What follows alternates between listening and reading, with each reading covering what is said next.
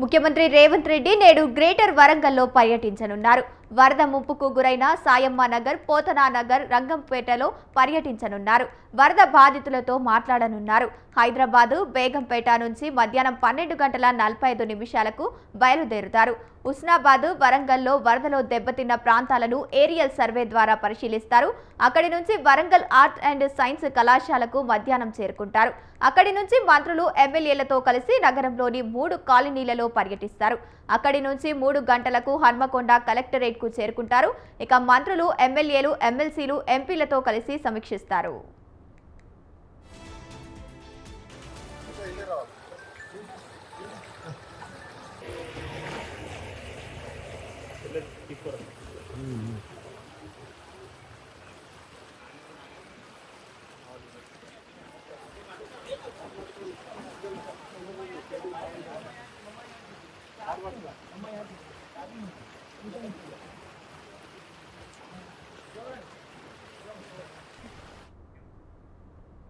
Collectorate నుంచి తిరిగి 4 గంటలకు హైదరాబాద్కు వెళ్తారు.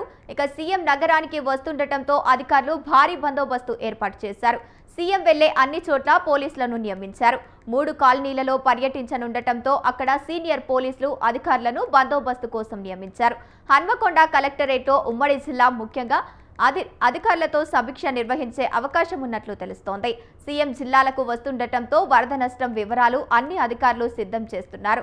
పంట, ఆస్తి నష్టం, ఇతర వివరాలు సిద్ధం చేస్తున్నారు. వీటిని చర్చించడంతో పాటు పరిహారం ప్రకటించే అవకాశం ఉన్నట్లు తెలుస్తోంది. రైట్గా ఇదే అంశానికి సంబంధించి పూర్తి సమాచారాన్ని మా కరెస్పాండెంట్ అశోక్ ఫోన్ ద్వారా అందిస్తారు. అశోక్, చెప్పండి, వరంగల్, హన్మకొండలో సీఎం రేవంత్ రెడ్డి ఇవాళ పర్యటించనున్నారు. ఇక పంట నష్టపోయిన వారికి పరిహారం అందించే అవకాశం ఉందా? రైట్ గంగోత్రి, ముంత తుఫాన్ ఏదైతే ఉందో వరంగల్ ఉమ్మడి జిల్లాను అయితే అతలకుతలం చేసింది. నిన్న మొన్న చూసుకున్నట్లయితే మొత్తం వరంగల్ నగరం మొత్తం ముచ్చెత్తింది.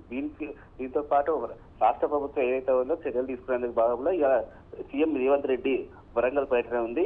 ఈ పర్యటనలో భాగంగా ఉదయం అంటే 12 గంటలకు హైదరాబాద్ బయలుదేరిన రేవంత్ రెడ్డి అంటే ఆ తర్వాత హన్మకొండ, అటు హుస్నాబాద్, వరంగల్ ఈ 3 నగరాలను కూడా ఏరియల్ సర్వే చేయనున్నాడు హెలికాప్టర్ ఉండే.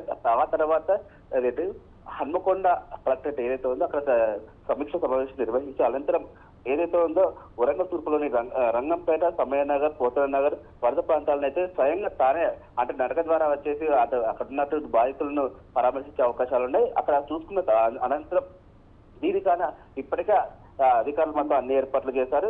ఏది ఏమైనప్పటికీ అంటే ఇప్పుడు చూసుకున్న అంటే ఇది ఎలా జరిగింది, ఏం కథ అనే దానిపైన చర్చించే అవకాశాలు ఉన్నాయి.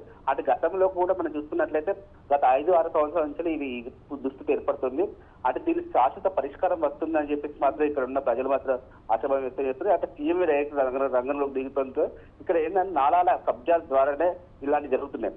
ఈ నాలా కబ్జాలు అయితే ఉన్నదో అంతకుముందు వచ్చే కేటీఆర్ కూడా దీని మీద చర్యలు తీసుకుంటామని చెప్పారు. కాకపోతే ఏంటంటే ఆ చర్యలు నామమాత్రం కావడంతో ఇప్పుడు డైరెక్ట్ సీఎంఏ ఏరియల్ సర్వే చేసి ఇక్కడ బాధితులతో మాట్లాడే అవకాశం ఉండడంతో దానికి శాశ్వత పరిష్కారం వస్తుందని చెప్పేసి మాత్రం ఆశాభావం వ్యక్తం చేస్తారు. అయితే ఇప్పుడు చూసుకున్నట్లయితే నిన్న జరిగినటువంటి ఈ ముంత తుఫానికి అయితే ఉంది పంట కావచ్చు, ఆస్తి నష్టం కావచ్చు చాలా జరిగింది. దీనిగా నష్టపరిహారం ఏమిస్తారు అనే దాని మీద ఆసక్తి నెలకొంది. దానికి ఎంత పరిష్కారం ఇస్తారు? గతంలో ఎకరానికి 10,000 ఇచ్చారు. ఈసారి మాత్రం అంటే బీఆర్ఎస్ ఇప్పటికే 25,000 ఇవ్వాలని చెప్పేసి డిమాండ్ చేస్తుంది. ఏదేమైనప్పటికీ దీనిపైన అయితే ఉత్కంఠ జరుగుతుంది. గోధుమత్రి. Right, thank you Ashok.